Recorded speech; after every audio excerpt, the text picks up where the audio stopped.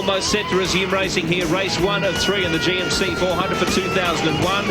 In terms of track position, Mark Skate set to take a big chunk out of teammate Jason Bright's championship lead. We're underway again, and look at Lowndes move. I was going to say, with Stevens slowed right up there to look at Skate. Trying to muscle on the outside of Craig Lowndes. He tried to do the same thing as Stephen Johnson. There's contact between the two as the field sort themselves out coming out of turn 1. Boy, oh boy, what a restart. Yeah, that had potential for disaster there, because the control line is right back at the exit of the final corner, and the pace car peeled off. Lowndes was awake up to it and made an immediate attack, and then Skate went with him, but that put Mark on the wrong side as they got down to turn 1. And I thought there was a written invitation for Glenn Seaton to get up there, but there was certainly a bit of biff and barge as they all knuckled their way through the first corner. Skate managed to find his way past Glenn Seaton. Puts him up in 3rd, Seaton in 4th. And look at Garth Tander sitting there in 5th as he has a go under brakes. Seaton, is he going to relinquish? Yes, indeed. So Garth Tander really is charging here. Stephen Ellery now wants to have another attack at Seaton. He's almost gone to the outside of the FTR Falcon through State Circle.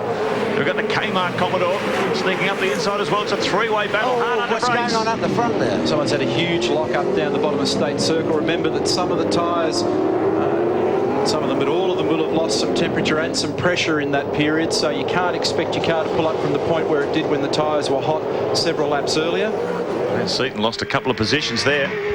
Proved costly around this place. Very, very hard to overtake. It seems the only time he can pounce, Neil, is at that critical opening lap when maybe tyre temperatures and grip levels are slightly different. And that's why there's so much desperation in those restart periods. And that's been very costly for Glenn Seaton, because he's lost, what, 3 spots there? Really got his ears boxed down the back. It must have been down around turns 8 and 9 down near Holden Corner. On board with Lowndes. This is the run down to turn 1. Look how tight it is and how slow across the right-hander. Stephen Johnson was awake to that attack from Lowndes. He had just enough speed, positioned the car beautifully on the inside for the turn 1. Managed to block out the Gibson Motorsport car, but Lowndes is all over the shell forward as they wind their way up through the GMC flip-flop once again. Well, they plunge down toward Holden Corner. Craig's giving those tyres a little bit of a nudge on the way through in place. You have to be careful. He won't be aware of that damage that's been done at the front of his car. So they have to hope that there's nothing hanging precariously, or it could really come unstuck for him. So the field settling down a little bit now after that frantic restart. They spent a lot of time behind the safety car. Let's have a look at this incident between, and look at Skate right up the outside of Seaton. So he got him under brakes coming into turn 1, but look at this collision between Lowndes and the Holden Racing Team car. May not see it from this angle, but there was a bit of contact there. Another Shell Helix replay. This is from Radisic's car, a bit further back in the pack. Oh, dear me. You can see the dent in the fuel tank there. He's given it a real hit. It was energised all right. But fortunately, looks like Murphy's managed to get away with that one. So thundering down Flint Place, hard under brakes for turn 13. Stephen Johnson, Craig Lowndes right up behind him. Mark Skate in 3rd, Garth Tander in 4th. Lowndes has got a little bit more pace than Johnson at the moment, and it's going to be interesting to see whether Stephen can withstand the pressure. Well, Stephen Richards' team is standing by for a stop at the moment as well. We'll try and find out why, but a disappointed man is Marcus Ambrose. We understand the gearbox went. What happened? Don't really know. Just put it into 5th gear there at the end of the back straight, and obviously the gear's broken, and I just lost all the cogs. I tried to get out of the way, but it happened on the slowest corner of the track, and all the cars going past, so, you know, we caused the safety car, but a bit of a shame for the Burtec guys, you know, because we had a good car here today. Highs and lows, mate. Darwin a couple of weeks ago, and then this. Did it give you any indication that it was going to blow? No, nothing at all. Like, I worked the gearbox pretty hard, so obviously, yeah, around here it's a little bit too hard, so, yeah, we'll put another one in tonight, and I'm sure it won't happen again. Hard luck, mate. Thank you. Yep, hard luck. And that's the way it goes, the old saying. Oh, now we've got problems down in pit lane, we've been told, with Stephen Richards' car. So there it is. Pins bent. Lower pins bent, you're saying, so he's made contact with a tyre or a wall. Some sort of here's Stephen talking to his crew. So Dan under the car and Ashley just there to the right there. Standing back out. They want to get him back out. See, they're very much switched onto this fact. We've got to get him home. He's got to make him a finisher. There's a bit of scarring on the front left there. Meanwhile, this great battle continues between Stephen Johnson in the Shell Helix Ford. Craig Lowndes in second. Marcus Ambrose out of this battle a few laps ago.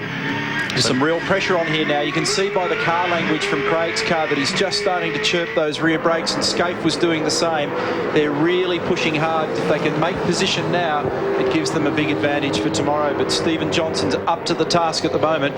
Just a couple of laps back, it looked like he might have been maybe a little vulnerable, but I think he's answered the call. The last time through, both Johnson and Lowndes recorded almost identical times. A 1:45.51 for Stephen, a 1:45.58 for Lowndes, 45.88 for Scaife, 8.2 for Tander, and 9.6 for Seaton. There's 7 laps remaining in this one. It's amazing the difference between the two Holton Racing Team Commodores.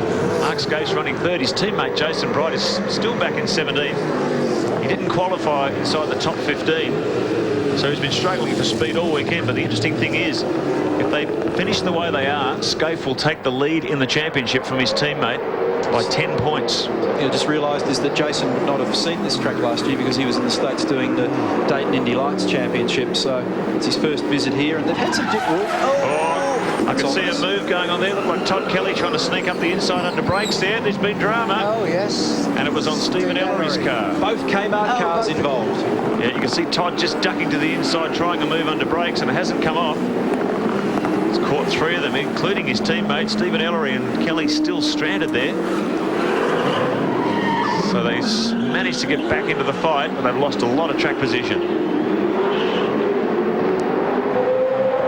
We've seen it before. Craig is so good at getting past, isn't he? I mean, if there's half a chance anywhere, he'll be able to do it. Where was it? Adelaide? He made some amazing. There's a car in trouble back there. Cameron McLean, was it? Yeah, I think it might have been. Looked like it had some a wheel hanging out somewhere. So there might be another safety car before this race is over. They can't move that Greenfield Mowers car out of the way. Look at this battle, though. It's really heating up now. Time running out for Craig Lowndes. He knows that. Dougal McDougall, he's in trouble as well. Lowndes had tremendous speed coming off the final corner that time, and it's put him right in touch with the back of Stephen Johnson. Lowndes all over the back of the Shell Ford. Maximum pressure driving here for Junior. Currently 6th in the championship, fighting hard for good points. Let's have a look at the Shell Helix replay. Looking out of Murphy's car. See Radicic sneak through. Oh, didn't quite see the beginning of that incident. Certainly caught the 3 of them up. Oh dear. So maybe if we have a look at that from another angle, it might tell the story a little bit clearer. Dougal. This was Dougal McDougall. the other incident. Yep, Dougal McDougall in trouble. He managed to wrest it up against the fence there, but I think he got back into the action as well. So all sorts of drama there with the 2 Kmart cars coming into contact with Ellery. Not quite sure what set it off. These 2 leaders have just eased ever so gently away from Mark Scaife at the moment. It's only a smallish margin. And look at Lowndes, he's really getting stuck into the back of Johnson now. Coming back down the hill away from Parliament House, down towards Lake Burley Griffin, on the run now to turn 13. This is where Lowndes spun yesterday on his 2nd set of tyres in qualifying. Right here, there's a surface change. You can see it there. The way Craig's just ducking out there and having a look. Do you reckon that's the hottest spot to overtake here, Neil, on that braking run down Flynn Place into 13? The hottest spot will be wherever Stephen is vulnerable, and he doesn't look to be that vulnerable there. But It doesn't look like he's got the door open anywhere, is it? you know, I'd say Craig's got a tiny speed advantage, and if he just needs to be perhaps a fraction patient, there's still 5 laps to go after this one. He might just find that, because I suspect that Stevens, maybe it's his rear tyres just going away a little. I'd be semi-inclined to just wait till he's a fraction weaker somewhere. If you try too early, and you've got someone who's got their elbows up, it can end in panel damage, and Mark Scaife will be praying for that at the moment.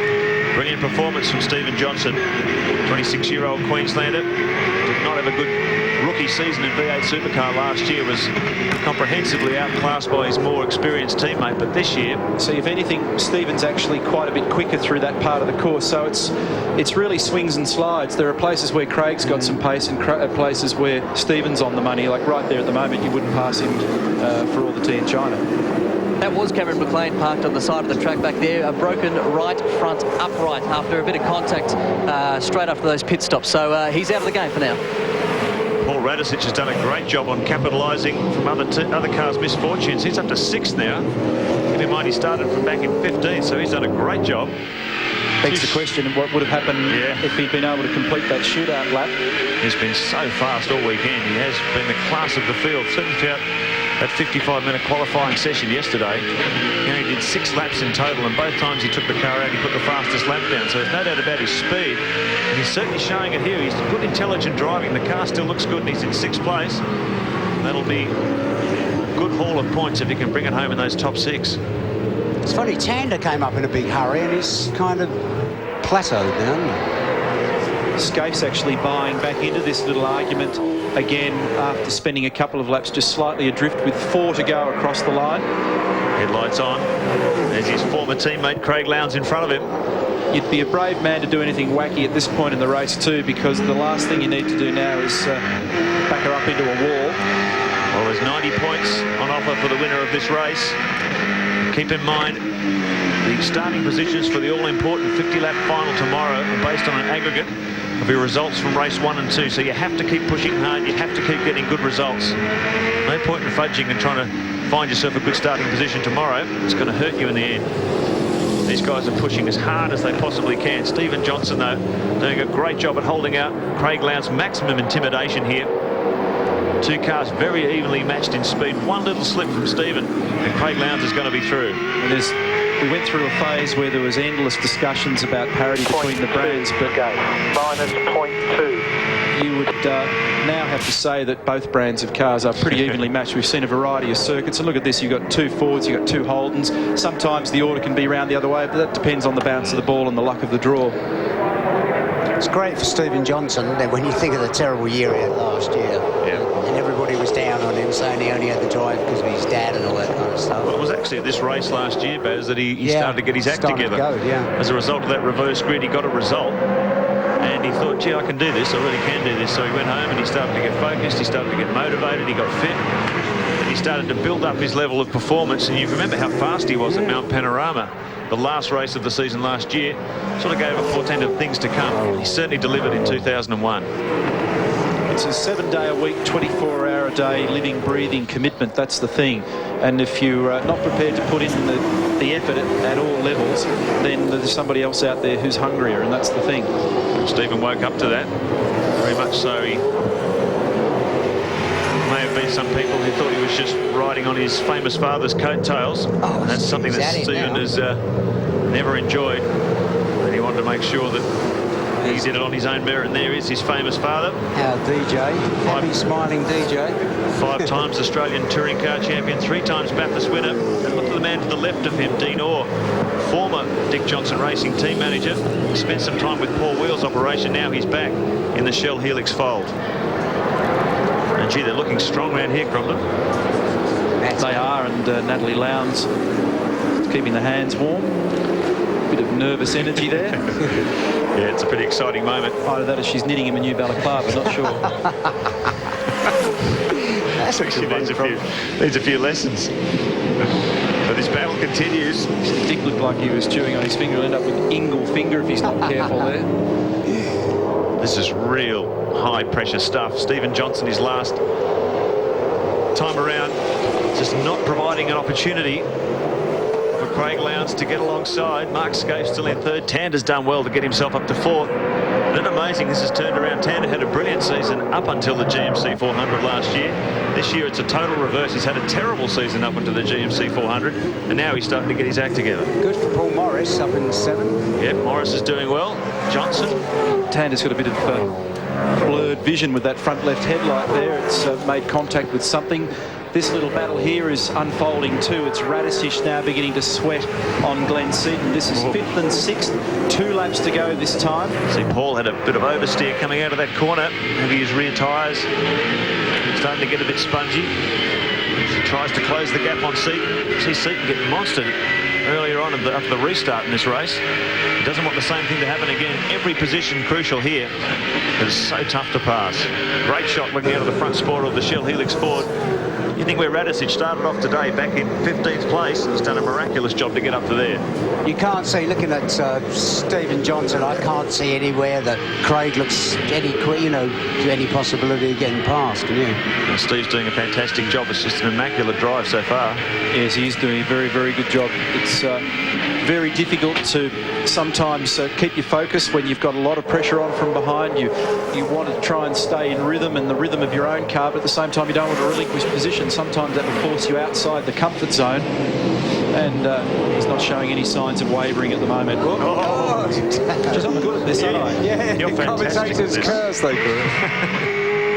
Just slightly away from the apex there, and that's all it took. He was only half a metre wide, and all of a sudden Lowndes in with a chance. Now down here, if he makes a good exit, there's an opportunity under brakes. This will be what Craig's thinking, so he feints to the left to try and make a blind pass down the end. But Stephen's been around a while. He's seen it all happen before. Still not quite close enough. He's going to have to be right under the diff of that thing if he's going to try and make the move in that spot. And one thing's for sure, Stephen Johnson's well aware of it. He's braking desperately late with now 1 lap to go. 3.9 kilometres of the streets of Canberra left for Stephen Johnson and Craig Lowndes to sort this one out. Lowndes has been so close to the back of the Shell Ford for the last few laps. Just waiting for the slightest opportunity. Scape just sitting back there in third. He knows how to win championships, this man. Those points are absolutely crucial. No last lap desperados, unless there's an obvious opportunity to take. You've got to be consistent here. Stephen Johnson, time running out, half a lap. Craig Lowndes, can he find a way past the Shell Helix Ford before this one's finished? Down into Holden Corner for the final time. Charge up Kings Avenue toward turn 10. They fire onto State Circle.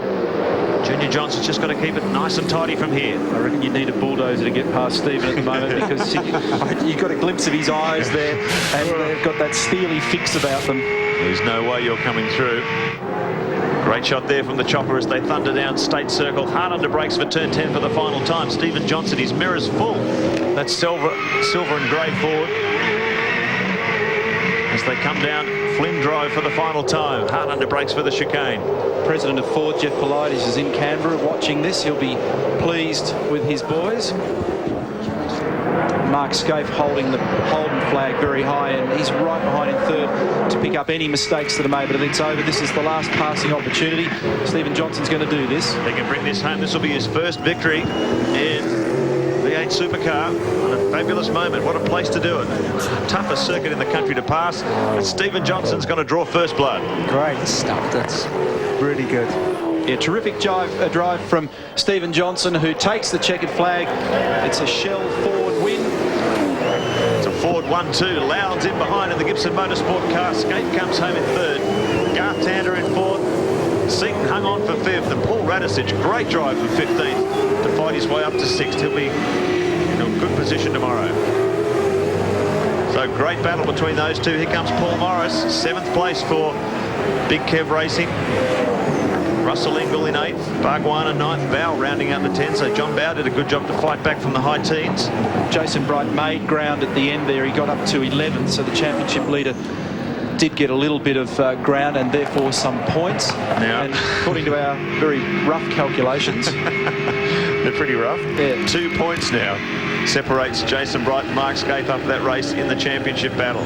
Holden Racing Team still very much in control of the Shell Championship fight. But this will do Stephen Johnson's championship chase no end of good.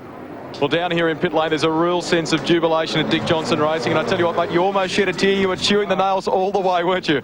Well, I tell you what, that's worse than any driving I've ever done in my life. You know, that's harder than what I've been doing for the last 35 years. It'll make you feel pretty proud. It's his first victory, the first for the team for the year, and Paul did exceptionally well as well. Paul did a fabulous job, you know, from the upset he had in qualifying. Stephen did a great job in qualifying, and he said to me before he came here he was going to win at Canberra. So I just hope he keeps doing it all weekend, and it's the monkey off his back. Maybe he can go on from here. One of those proud moments as a team owner and a dad, hey? You're not wrong. Good on you, mate. Well done. Thanks. Good old DJ. Yeah, it'll be pretty exciting for him. I know he was probably the most worried of anyone when Stephen was underperforming last year. And that's Steve just thanking his team. Thank you guys so much for helping him achieve that goal. The monkey is off his back. First victory in V8 Supercar coming after 29 championship starts. His first podium was at Adelaide this year at the Clipsal 500, but now he's nailed a victory. Tremendous job from Stephen Johnson in 2001, well in championship contention. So a great job by the Shell team overall. Stephen Johnson and Craig Lowndes forward 1-2 with Mark Scape and Garth Tander rounding out the top four. Glenn Seaton and Paul Radisich in 5th and 6th. Paul Morris, good effort that, the big Kev racer, and Russell Ingall in 8th place. 9th position went to Jason Bargwanna. John Bowe into the top 10. Jason Bright up into 11th. That's valuable points. Murphy, Perkins, Jones, Bernard, Paul Wheels 16. Anthony Tratt, Mark Larkham, Cameron McConville and Jason Richards. The Team Kiwi car rounded out the top 20. Ellery, Mecklem, Rodney Forbes and Paul Romano. Then McDougall, Stephen Richards down a lap, Steve Reed down 3 laps, and then 4 guys didn't make it. Kelly Ambrose, McLean and Longhurst. We're off for a break, but we're back with the winners after this. The GMC 400, plenty of carnage, but some good recoveries and not so high attrition rate there as we saw David Bernard getting into a heavy scrap. The nation's capital presents another great race. 1 down, 2 to go. Of course, reverse grid tomorrow. But right now, let's hear from the man who won the race, Stephen Johnson. Well, tell me how you're feeling right now. You have finally done it. Well done, Steve. Yeah, thanks, Rusty. It's been, it's been a long time, and for the guys at Shell and Ford, after last year, it must have been pretty hard to, to say, yeah, you're secure for your seat next year, and this is the best way I can repay him, isn't it? Is to do well through the year, and we can't have really had a better start to the year, apart from Darwin, with that to an exception, mate. Can't complain, it's fantastic. Were you nursing the tyres towards the end? It looked like it. Yeah, it was a little bit. I sort of couldn't get away from Craig, but Craig couldn't catch me anyway, and a few times there he got a bit close. I'd sort of ease off for a half a lap just to cool the tyres down a little bit.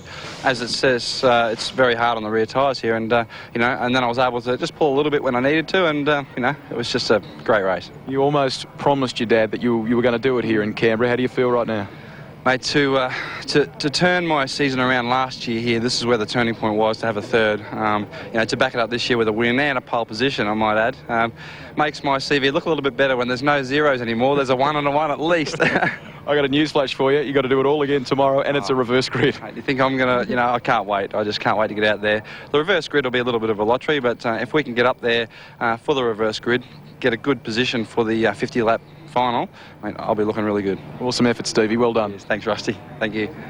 Well, Craig Lowndes, I suppose congratulations is the first thing I should say, but were you going flat out there, or were you just happy to consolidate? Well, we're happy to consolidate in the respect for points, but obviously pushing very hard. I can see Mark after the restart of that safety car got by Glenn, I think it was, or Stephen, I'm not sure, but he got by and he was pressuring us, so I was sort of allowing Steve to go a little bit, and I could catch him again, but I couldn't do anything about it. Unfortunately, he was driving very smooth, very straight, and unless he was going to make a mistake, I couldn't get past him. And not only did you get out and congratulate Stephen on his first win, but you also politely told him to turn his headlights off before he flattens his battery. Aren't you a nice guy? Well, you got to look after these kids. How'd you talk? You're not that old.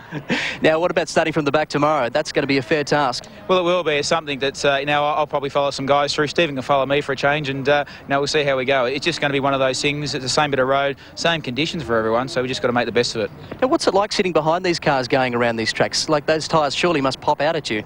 Well, they do. If you can look down there, you can see a bit of damage, but, when you're following another car, you're just not sure where the apex is, and you sort of pop out to have a look, and there it is. So, unfortunately, at time to time, you can make some damage. How about the machinery for tomorrow? Is there more in it? Oh, I think so. But obviously, we're very happy with this result, and we're obviously going to make some changes to make it go faster. Well done, Craig. Good job. Thanks, Grant. We don't often talk to last place, but Steve Reed, that's got a few benefits today. You're off pole tomorrow. Yeah, how about that, eh? Really good, eh? We're just really glad to finish this race, because after the big accident we had the other day, and the guys have worked all night to get the car out here, and it's still a bit of a handful to drive. So, and we had a bit of a misdemeanor inside that accident too. So just to finish the race, we're pretty pleased. So off pole tomorrow is going to be really exciting stuff. I reckon it's going to be good. You spent some time in pit lane during the course of that race. Is that just little things you're trying to iron out after the crash still? No, I actually hit a tyre on the track. One of the tyre on one of the corners and put the car up on two wheels and bent the suspension a bit. So we actually came in and fixed the suspension and went again. So, yeah, the wheels are pointing in odd directions, but we'll go back and do that again tonight now. You're one of the most experienced campaigners at Bathurst. I think you and Trevor have been together for the longest record now. Does that experience, is that going to help you tomorrow with all these quicker guys behind you, do you think? Oh, I think so, yeah. I mean, you know, you've just got to play it smart. Keep your racing line. If they're going to come through, they'll come through, and don't try and, you know, put your wings out too far, but keep your head down and go, and I think it'll be okay. Like the guys we race against, they're okay. Have a great day tomorrow, Steve. Thanks, mate. Well, Steve's predicament only emphasises the situation here as we look back at the race score. And Stephen Johnson at the back of the grid tomorrow. Steve will be up the front. Now, you'll notice there 28th, 29th, 30th and 31st. Those cars failed to finish, so they actually will start from the back of the grid again tomorrow as well. That's why Steve Reed in 27th position, being the last finisher, will be on the front row with Stephen Richards, who had a trouble-filled race. Remember, Stephen, of course, the winner of this round last year. But still, a lot of potential in the weekend for him. After the break, we'll come back and wrap it all up, setting up what should be a marvellous day tomorrow in what has once again become sunny Canberra. Well, you could argue there's been plenty of plotting and planning going on in the nation's capital for a long, long time, but there'll also be plenty in pit lane at the GMC 400 overnight as the teams try and make the most of their various situations. Some, of course, will be elevated to the front of the grid for tomorrow's second race after their results today. Others, after some marvellous achievements, will find themselves down the back and trying to wend their way through traffic in race two. Barry Sheen, it's a fascinating prospect, and really no one knows what to expect. It's very hard to plan anything. Well, exactly that. You know, had to go out to Ambrose, didn't it, really, with old gearbox. Now, I was really surprised that more people didn't have gearbox problems, actually, but still a good race. Great for Stephen Johnson. I mean, that's richly deserved when you see how down in the dumps he was and everybody was on his case last year. So when it all comes right, it's good. It's a great story, and of course Steve now will have to drive extremely well from the back. One man who made the most of a situation this weekend as well. He wasn't in the top 15 shootout, but he came through to be better than midfield at the end, and he's with Greg Russ. Jason Bargwanna. He in fact started out of grid position 20, Billy. He made up a staggering 11 positions, finished 9th. Great effort, Jace. Yeah, thanks a lot. It was that was a lot of fun out there, actually. I just kept the pressure on the guys in front and let them make mistakes and managed to keep through it. So the car's really good. Tomorrow's plan of attack? Well, look, I mean, as I say, the car's very good. We've had a pretty good car this weekend, both Garth and mine. Yeah, and hopefully it'll rain for us because we're really quick in the wet out here. So who knows? We'll just have to wait and see. I think I passed all those cars. We're not going to go down the back of the grid again. It's a pain, but we'll wait and see. In terms of the car itself, you have had a tough year so far. Are things finally getting better? It certainly seems as though you're making inroads. We're in the top 10. That's a good start, but you know, 2 new VXs this year. We certainly haven't gone backwards, but I think everyone else has sort of leapfrogged us a bit, and we've just sort of really got to work hard, and we have been working hard. We've done a bit of testing. The cars are actually getting a lot better, and as you can see this weekend, we're a bit closer to the pace and having a ball. Must be encouraging for the team too, because Garth had a good result. Yeah, it was, and obviously our pit stops are really good then, and everyone's really motivated now, and after you know, showing that the car like Garth got provisional pole up at Darwin, and we proved that the cars are getting better, so the guys are lifted a bit and we're off and running, and I think we can get some good results this year. Just seems so crucial here. You've got to finish, you've got to get points. That's the key message, isn't it? I was just dodging the cars. It was spearing off fences and spinning, and I thought I'll just keep out of everyone's way here. I think I've been hit. I've got more, not a straight panel on the car, but we managed to finish, and we're in a good position for the end of the day. How's fatherhood? Oh, it's ace. Hi, Ben. So, yeah, no, it's going really well, so I'm really happy, and he's ace. Good on you, mate. Have a great weekend. It's almost as good as winning Bathurst. No, it is better than winning Bathurst. Yeah, it is. Cheers, mate. Thanks. Yes, fatherhood, a turning point in the life of Jason Bargwanna, and this weekend, even Hidden Valley, really, a turning point in the season for Gary Rogers Motorsport, Barry Sheen. They'll be one of the contenders tomorrow, but there are many, and a lot of luck is going to play a part in this as well. Well, exactly. You know, when you think about Garth Tander as an example here last year, but Garth had a good drive in that race, you know. He came from a little way back, and as Jason was saying, their cars at least are getting sorted out now, and it's amazing how, just over the course of a winter, how everybody's gone forward and they've more or less stayed where they were last year. So it's still very competitive. Well, very competitive. It's incredibly competitive. Oh, no doubt. Some of the drivers that didn't make the top 15, Jason among them, quite amazing, really. And we saw how difficult it was to pass in those closing laps where Stephen Johnson did such a good job of defending his front position. Now let's hear from one of the other guys who had a tough start to the day but picked it up very well in that race, and now has to fight his way through the field and make the most of tomorrow. Paul Radicic. Well, Paul Radicic certainly did have that. It has been a good comeback. Of course, we saw the top 15 shootout wasn't so good, but well done, finished 6th in that race. Yeah, we had a great race. The team did an excellent job on the stops, and you know, we just 2 cars in the pits and 7 on the track. It's damn hard work out there, but really pleased, and see if we can do the same again tomorrow. A few more would be nice. We'll be looking good for the 50-lapper on Sunday afternoon. The team are really on it. Do they work hard on this sort of stuff? Sure they have, you know, I mean, the benchmark is 10-second stop, and I think that stop was about a 12.5. So, you know, under pressure, so they're doing an excellent job. Now, Paul, you're telling me that it's quite dirty out there, especially when you're in traffic, and fumey as well. Yeah, it is. I don't know if it's my car or what, but the fumes tend to sit like a tunnel effect here between the walls, and when you're sitting in traffic pretty much the whole race, you do tend to suck in a lot of fumes. So I'll have a good drink and wash the throat out. Well, that's going to be exaggerated, of course, tomorrow, because you're starting from the back, and you're telling me you love starting from the back. Well, I'm sure I've been put in this championship for entertainment purposes. I would have loved to have pole today, but hey, I threw it away. It's the way it goes, and I'm just looking forward, you know, for a good group position come the double point race, 50-lapper on Sunday. So how are you feeling with this kind of fumes? Is it throwing you around in the car? Are you feeling dizzy, like we saw at Adelaide a couple of years back?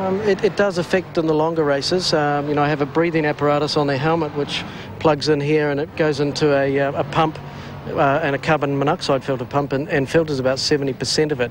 But I'm still noticing it. So, you know, the doctors tell me that all people are different, and, you know, some people are susceptible to it, and others, you know, don't worry about it. So I think the bigger you are, the better you dissipate it, and the smaller you are, the more you notice it. Know what you mean. Now, what about Stevie? What a great job he did today, of course. Could we see a 1-2 this weekend from you guys? Well, yes, anything's possible. You know, I've got to push hard to get a few more spots up so we can start up good on Sunday. But first win for Stephen. He's really going well, and anything's possible. No sign of those injector problems that we had at Darwin. Obviously, the team has worked on that and sorted it out. Yeah, sure. I mean, we don't really have so much of a temperature problem here at Canberra. We need electric blankets rather than cool suits. So no, everything's going fine. We found out what the problems were, and we've rectified them. Well, great job today. You've got your work cut out for you tomorrow. Best of luck, and hopefully we might see both of your cars up the front. We'll be pushing very hard. Thanks a lot. See ya.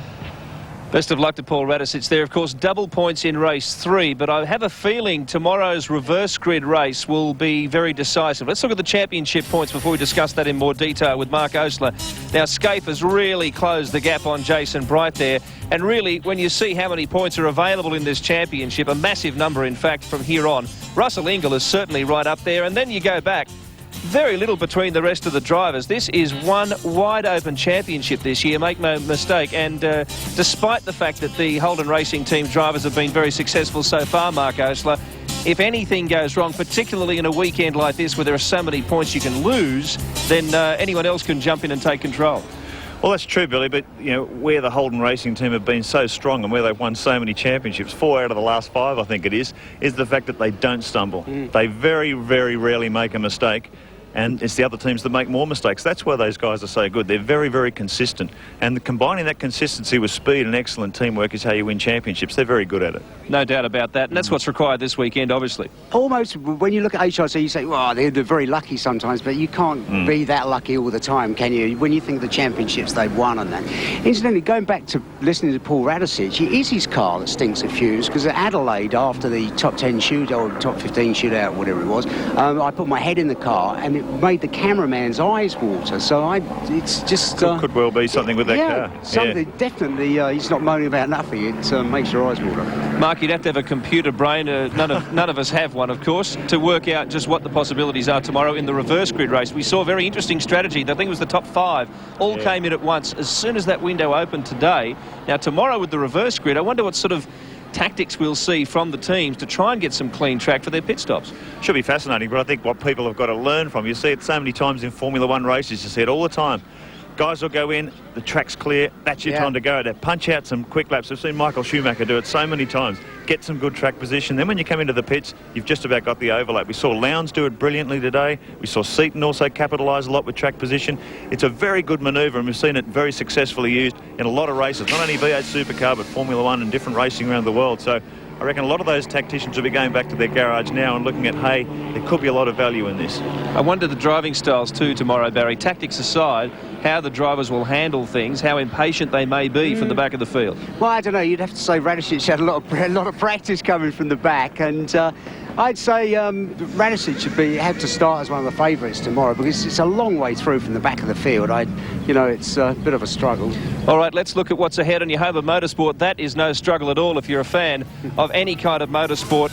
Our Sports Tonight comes live from this event, of course. A little later on today, it'll bring you a wrap-up of the event, give you all the details of what they're thinking going in tomorrow's big second day. Now, don't forget, rpmlive.tv. The chat room guest is Marcus Ambrose this evening. Don't miss that opportunity as well after you catch Sports Tonight, of course. And tomorrow, it's Jason Bargwanna. We hope we'll have happy stories from those two drivers. Not so much for Marcus today, but hopefully Jason tomorrow, and maybe things will turn around for Pertec Racing. Now, the schedule tomorrow, very interesting. We've talked about this reverse grid race over 25 laps, but double points over 50 laps for race 3. And that could be a decisive round of the championship. We said it at the top of the program, and we'll say it again at the end, that this is not necessarily the round that you will win the championship, but it may be the round that you'll lose it. So we hope you'll join us for tomorrow's action from the GMC 400. On behalf of the entire crew here on your home of motorsport, for now, it's goodbye.